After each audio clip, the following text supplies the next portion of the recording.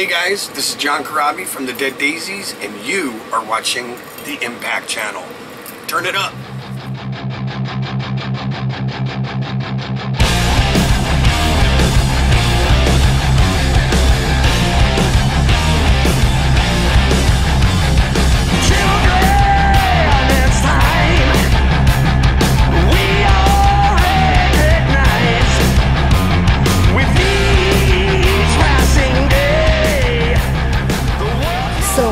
Welcome back to Hungary. Thank you for having me. How's the tour going so far? It's been amazing. All of the shows in the UK were sold out. The ones here in Europe, if they're not sold out, they're very close. It's been, the audiences have been great. We're having a great time, so it's really cool. And how are the reactions to the new album?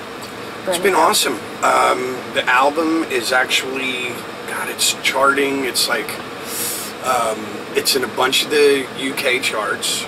It's in American charts, German charts. It's number 9 or 10, something like that.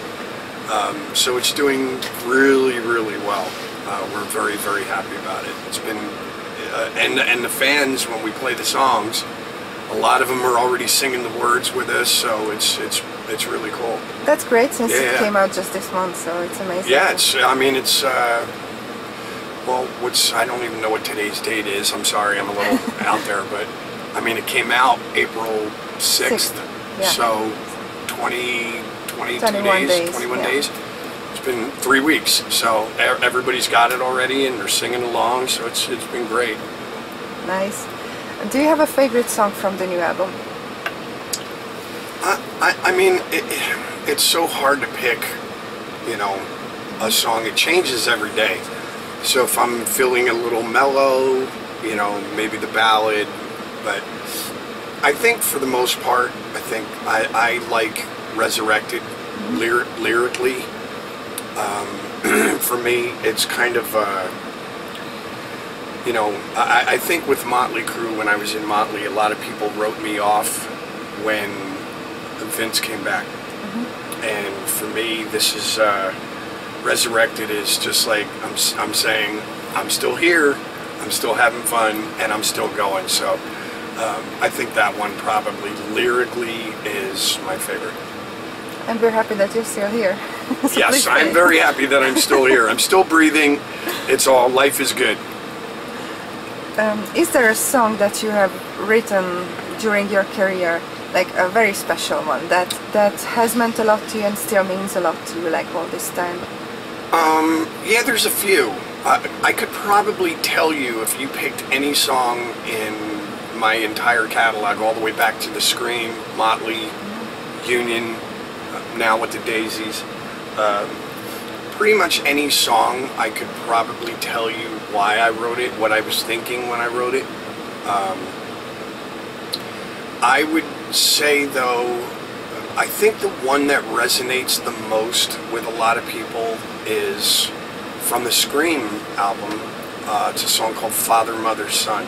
It's a slow song, but a lot of people write to me and they say, oh, my father passed away, or my mother passed away, or somebody in their family, and that song is, for some reason, it resonates with a lot of different people.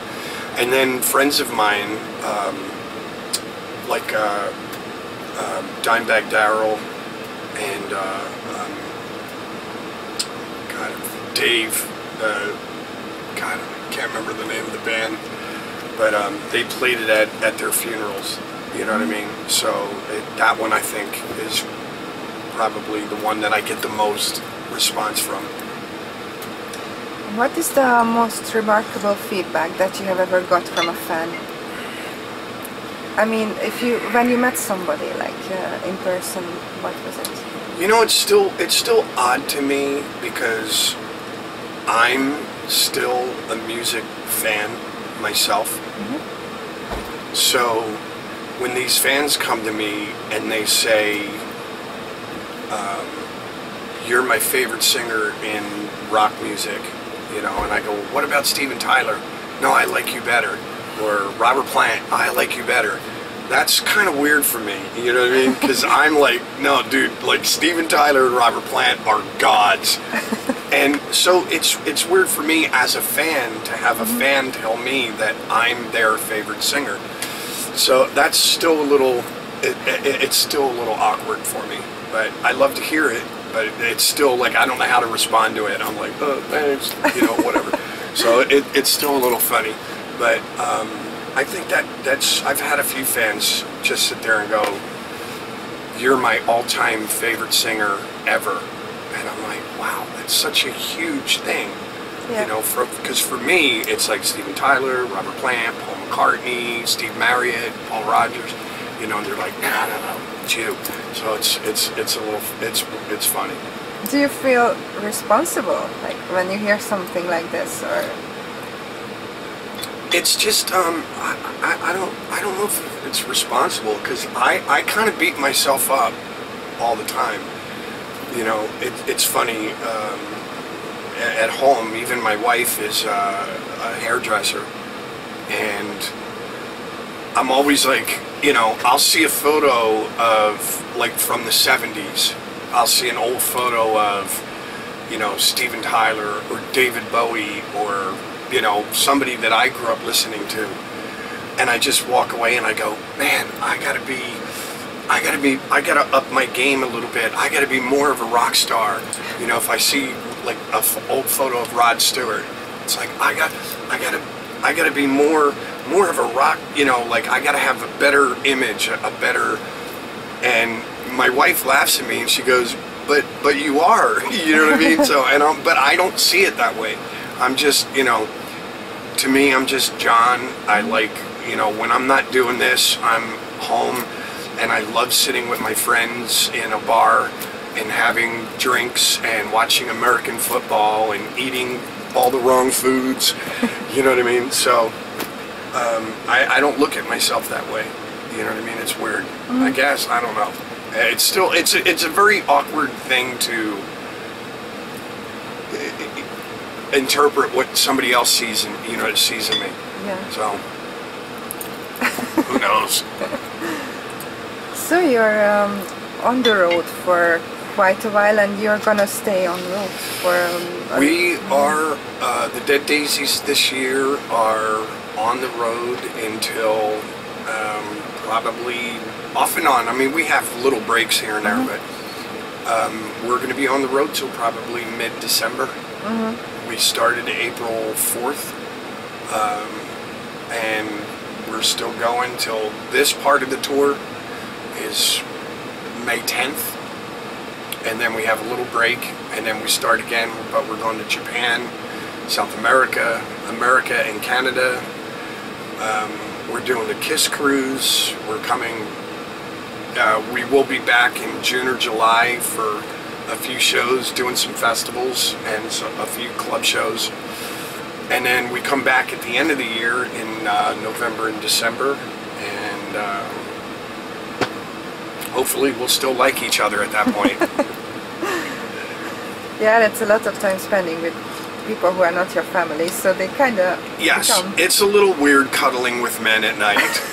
It gets a little creepy, but you know, it's so hopefully by November and December we'll still be on speaking terms.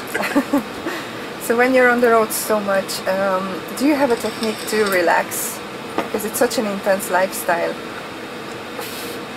Honestly, when I'm not playing, it's weird, like I'm finding the older that I get, the harder it is to get over the jet lag.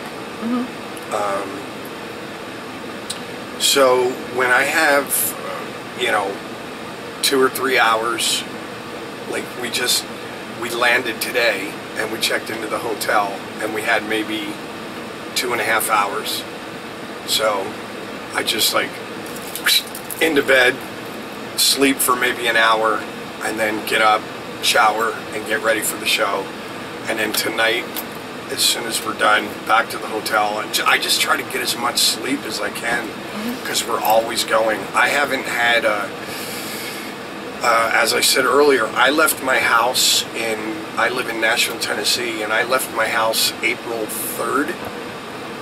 and arrived in Glasgow, Scotland, and we had a few rehearsals.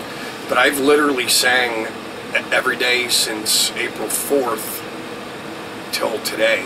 I had one day that I didn't sing it, but we were flying from England to Holland, and then I wound up getting sick anyway. So I've pretty much, let me see, what's today, the 27th. So I've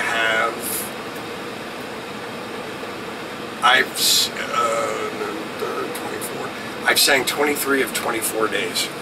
So I guess you won't need so much warm-up before the shows. You do that every day. Yeah, so like even today we'll go back, we'll go through the set. When we go into the dressing room, change, go through the set, like talk. And then for maybe 5 or 10 minutes I have in-ear monitors, and I'll just go and stand by myself and do some vocal warm-ups and just kind of just get away from everything for a few minutes. But it's the older I get, the harder it gets. It's where my body does not want to keep up with my brain. Are you a self-taught singer, or did you ever take lessons? No, I'm self-taught. I mean, let me rephrase that. Like I've never had any training on how to sing, but I did at one point take a couple of lessons on how to warm up and warm down, but not like actual proper singing. So, but I mean, the rest is just self-taught, like just trying to mimic. When I was a kid, I would try to mimic Robert Plant or Paul McCartney or Steven Tyler, you know, in cover bands. So I would try to mimic them, and I just kind of figured out how to do what I do.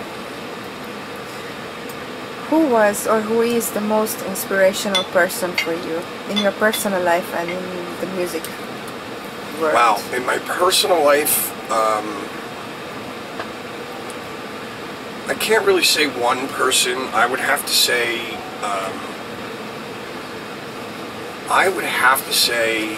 it would be my wife and my son,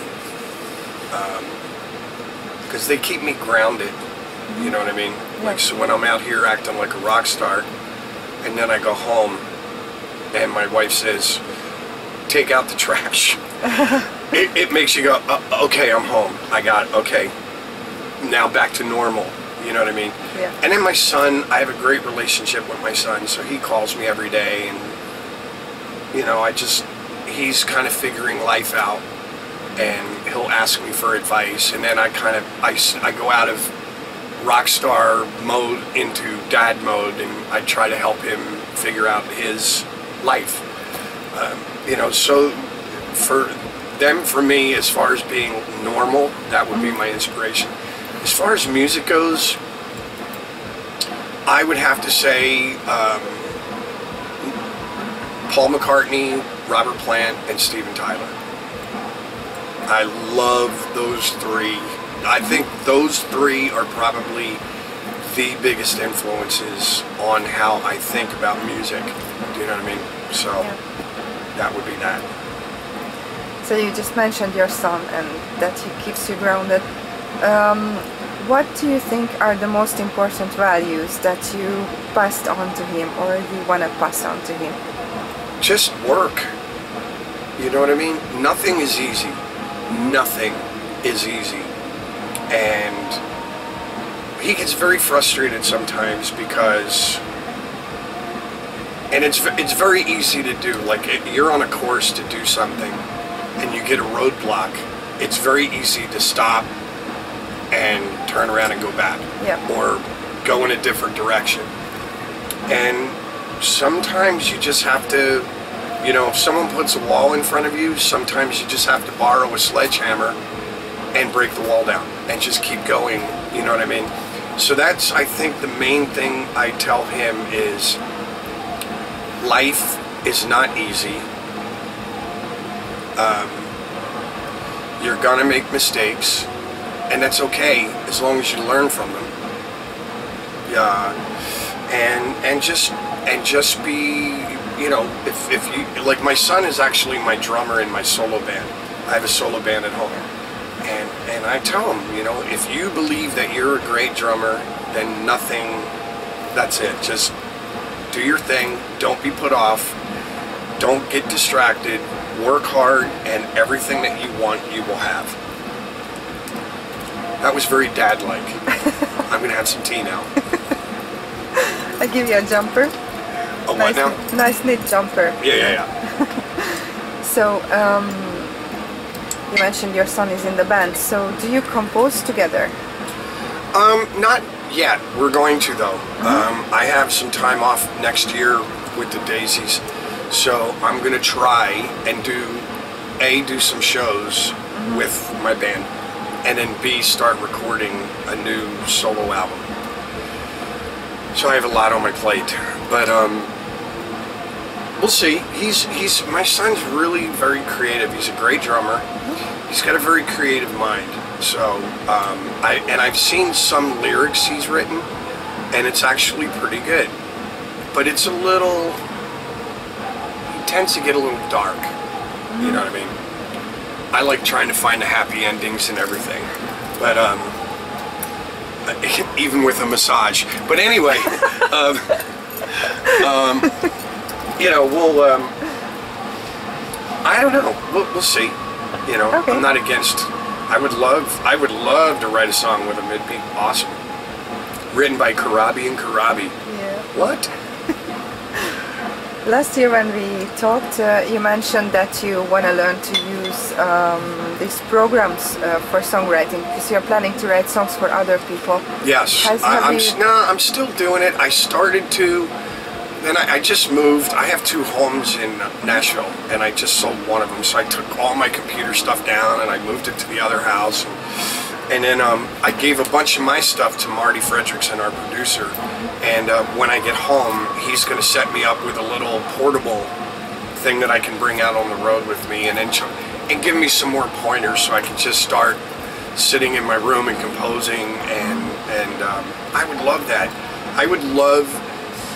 At some point, I know that I'm not going to be able to continue to play this kind of schedule where you're singing every day. I know I'm not going to be able to do it forever, so I would love to be able to sit down and write music and record it myself and just send it out to different publishing companies. Hey, here's some songs. You know, if you know anybody that needs a song, check these out, whatever. So, we'll see. I'm just setting myself up for the future. It's either that or gay porn. But I'm going to go with the songwriting. Shut up, Tommy. You have a very tight schedule and you have a lot of things to do.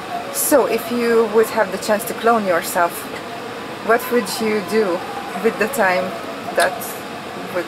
Wow.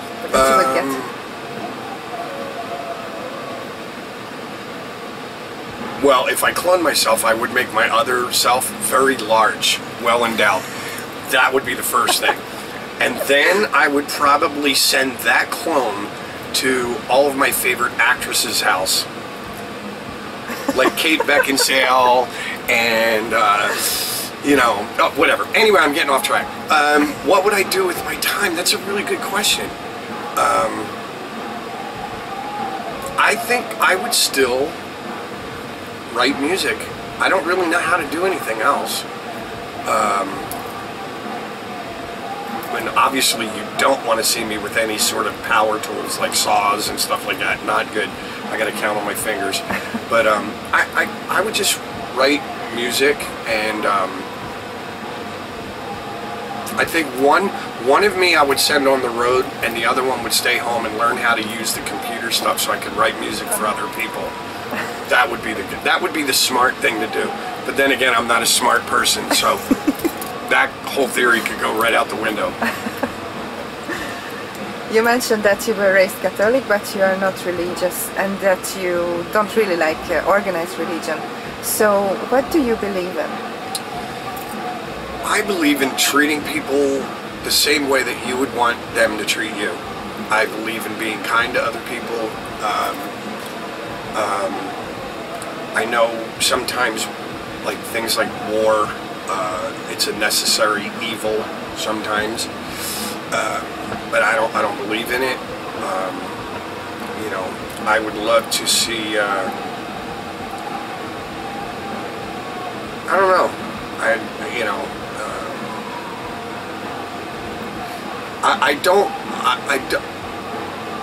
I believe in spirituality, but I don't believe in organized religions, because I think they're all just money grubbing.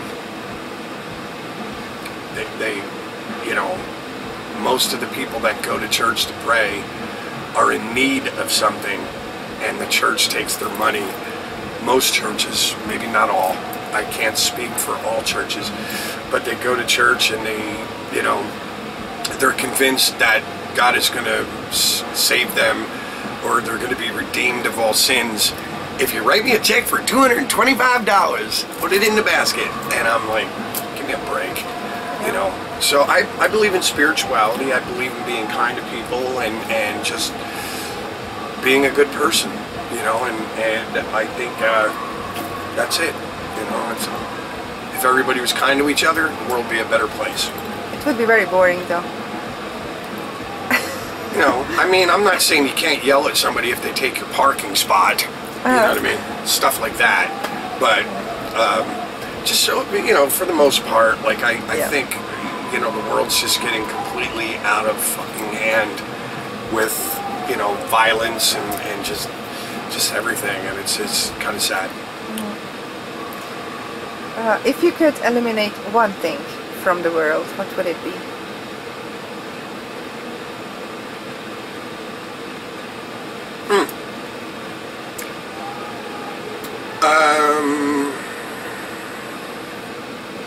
Well, I guess it'd all fall under the same category, but like probably hatred, prejudice, being judgmental about people. I don't know. I think that'd be it, because I see a lot of it now, you know, everywhere, and you know, I mean, especially in America. You know what I mean? It's weird. You know, the fact that people are still put off by the color of other people's skin, or religious beliefs, whatever they may be. You know what I mean? It's kind of sad to me. So maybe that. What does art mean to you? What does art mean to you? Art? Yeah. I think it's just kind of a freedom. It's like expressing yourself, whether it's through music or painting or poetry or tattoos, whatever. It's just, you know, I think it's all an art form. Words, I think even what you do, you know what I mean? You're writing words down as like an interview or whatever. It's all an art form, so it's a bit of freedom, you know what I mean? And I don't like the business part of it. You know, business kind of gets in the way of a lot of things, but it's unfortunate. But que sera, sera. Do you have a tattoo on yourself which is very special to you, like more special than the rest of them? You have quite a few. I have a ton of tattoos. I'm completely covered. I would think that the one that means the most to me was when my son was born. I had his name tattooed on my shoulder. So, and then you know, there's ones from all over the world or whatever, but that's probably the big thing for me was, you know, my birth of my kid. I had his name tattooed. Is there a musician that you would really love to work with? Paul McCartney, Robert Plant, Jimmy Page, or Steven Tyler. Any one of those guys. Okay. I hope they hear this and they will just ring you to do a I hope so. I'm available, guys. The music industry has changed a lot in the last few decades. And nowadays some bands are collecting money on Patreon, and you know, there are the downloads and etc. So how does this affect you, or does it affect you, this kind of change? You know, it affects everybody. you know, there's downloads and sharing and just all these streaming things now. Like, people aren't even buying records, they're just doing the streaming radio and, you know, all this other kind of stuff. And you know, at the end of the day, the ones that kind of suffer for it are the guys that are writing the music. They're not making money like they used to. And I'm not saying that, you know, I have to have enough money to go buy a yacht or anything like that, but it's starting to affect the way people live. You know, and so now, like, when I first started, you used to make your money by selling records, and the touring was to support the fact that you had a record out and you were selling it. Now it's kind of the opposite way around.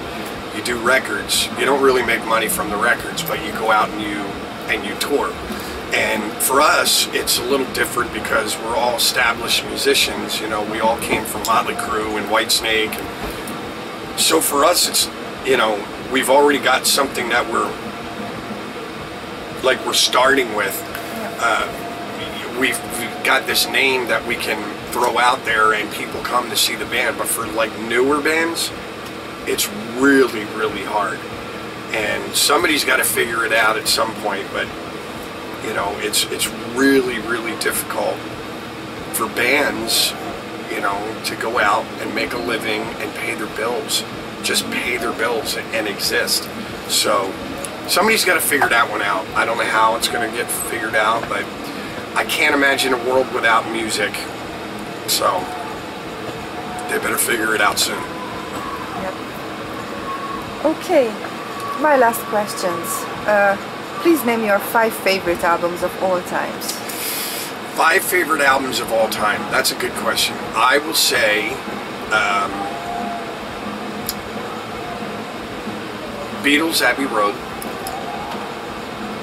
Led Zeppelin, Physical Graffiti, Aerosmith, Rocks, Grand Funk, Caught in the Act, and